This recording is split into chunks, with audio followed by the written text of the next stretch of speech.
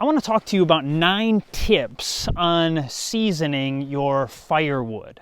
Hey everybody, Chad Cruiser here with Health and Homestead. If you end up liking this video, hit the subscribe button, hit the bell notifications, share, comment down in the comment section. Now, number 1, seasoning firewood tip. Now, what is seasoning firewood before we even go into the tips? You see, when you cut down a tree, it may have 40 or more % moisture in that tree. You can throw it right in your wood stove and you're going to have a smoky, nasty fire. And not only that, if you can even keep it going for that matter. And secondarily, you're going to get a buildup of what is called creosote. Creosote is this substance that can begin to line your chimney or your stovepipe that goes up. It can become very thick and can become almost very hard, and glassy might not be the right word, but it can be dangerous. And you can get to the point where if you get too much creosote buildup, you have a really hot fire at some point, it can actually ignite. You can end up having a chimney fire, and you could potentially burn your house down, right? So you don't want to have, wet wood in your wood stove. Now, I've shared this before on our channel that typically your wood stove company may have a different suggestion, but my simple, cheap wood stove, a Drolet, they suggest having 15 to 20% moisture, or less than 20%, somewhere between 15 to 20. Obviously, if you get less, wonderful, that's not going to hurt, but somewhere 15 to 20%. There's a few things. Number 1 is when you're looking at the wood, you can actually begin to see a change in the color over time. This here is the wood that is seasoned. These two I just split today. It snowed on them a bit, but they are much darker. So this gives you a distinction. And by the way, let me clarify something.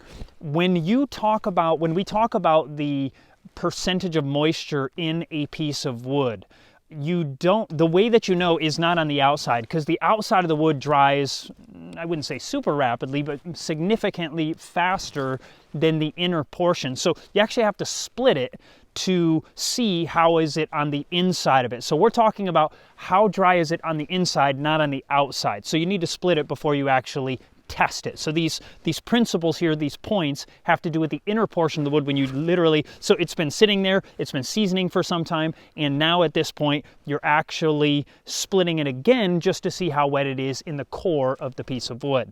Number 2 is that it begins to have these cracks. I think some people maybe call it cheching, if I remember correctly. I could have that wrong, but basically you begin to have, on the ends of the wood, you start having cracks that begin to give you an idea, okay, this is drying out, and as it dries, you lose the moisture, and as a result, you begin to see these different cracks in your wood. So that's another way that you're getting an idea that your wood is seasoning. By the way, different wood takes different amounts of time to dry. Certain woods, certain things like pine, you may have heard never burn pine.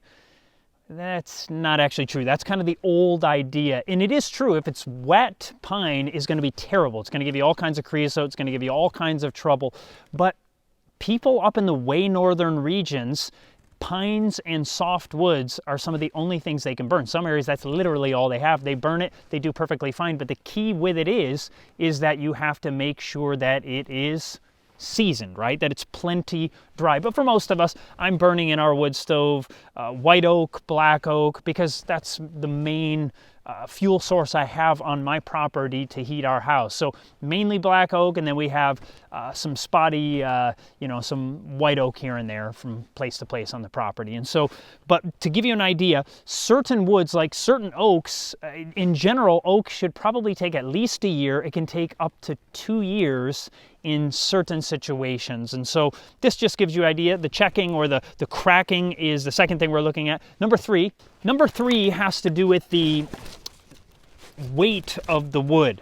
Now, when it is drier, obviously it's going to be lighter because water is heavy. And so even if you can find 2 pieces, if you can find one that has actually been dried, it's seasoned well, compare that with some of your newer wood, and you're going to notice a significant difference in the weight of the wood. You're going to notice that obviously the newer wood, the greener wood, is going to be significantly heavier, and that'll give you an idea. And so you might start to be able to gauge on your own. Now, obviously, just watching a video, this doesn't tell you very much. It gives you an idea of what you can test for yourself when you're testing seasoned wood compared to when you're testing unseasoned wood. You'll be able to tell. And obviously, different wood is going to have different weights. So you can't compare a piece of pine with a piece of oak and say, oh, the oak is heavier, it must be wetter than the pine. Well, not necessarily, because once again, things like oak are going to be more dense, they're going to be heavier naturally because it's just a hard wood. So you get the idea. So the next one though is the sound of the wood. This wood I just cut today, and I give you a sound when I, kind of a dull sound when you have a wetter wood. And by the way, when I say this is wetter, this is not super wet, but it's going to be wetter than the wood that I've had seasoned. So it actually would sound even more dull if I had just cut the tree down. But this tree's actually been down for quite some time now, but I actually just split it today. So that's kind of a dull sound. And if you compare that to something like more seasoned wood, maybe sounds more hollow, a significantly lighter sound. So that really gives you an idea, and I can just feel it. When I pick this up, I mean, this feels so light and dry, even though it is a piece of oak. And so the sound is another clear indicator that this wood is dry. Let's go on to our next one. This next one is actually one of the best indicators if you don't have a moisture meter, and that is the actual feel of it. And what I mean is, once again, I just split this today, so this works. So if I feel this piece of wood, when I put my hand on it, it is cold and damp feeling. And maybe you wouldn't even say damp, but at least cold, slightly damp. That feeling, if you split a piece of wood and it actually has a cold feel to it, that is an indicator that it is wet. It is not seasoned. Whereas if I put my hand on this one, it doesn't feel that cold. Now, obviously it's in the 20s right now, so it's chilly outside. So it's somewhat cold, but when I put my hand on this one versus this one, this feels really cold, like my hand's gonna get cold. This one actually, I feel like I could hold on to this for a while without my hand becoming frozen stiff. And so this is something very interesting about wood. Side note, useless trivia. They've actually done studies on wood, touching wood versus touching things like acrylic. And acrylic actually, that cold sense, what it does is that actually increases your blood pressure. So it's kind of like a stress response. But touching wood, dry wood, does not have the same negative physiological response to touching something like a non-natural substance. So very, very interesting. The next one is maybe kind of obvious, but you could actually do this one outside rather than maybe inside, and that's the simple burn test. You actually burn some of the wood, and when you see that piece of wood, when it begins to push out some water, you see water bubbling out the side, or you see smoke coming out of that wood, serious amount of smoke, you have the idea that this, if it's fizzling or fizzing or just kind of hissing, you know that there's too much water in that, and you should not be burning that in your wood stove unless you don't care and you're going to clean your wood stove. I know I've heard of people who do a sweep of their wood stove or of their chimney anyway, every month.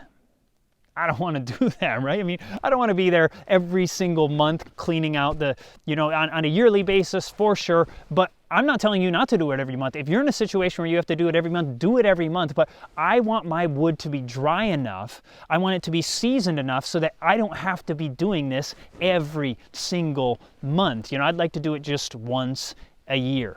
The next one has to do when you have the bark coming off. Now, this is not a surefire, guaranteed way to know, but when the bark is kind of coming off on a lot of the wood, that's an indication that it is separating because it's actually drying. Now, there's other situations. You could have it sitting on the ground, it's rotting, and it's totally wet and the bark falls off. So that's not a perfect indicator. But if the bark is coming off on an area that's covered, you know that it's not in the rain, it's not in the serious wet area, that is another indicator that it's moving in the right direction. Another indicator that your wood is seasoned is actually the smell of it, the smell test. If you take, once again, I just cut this one today, and if I smell it,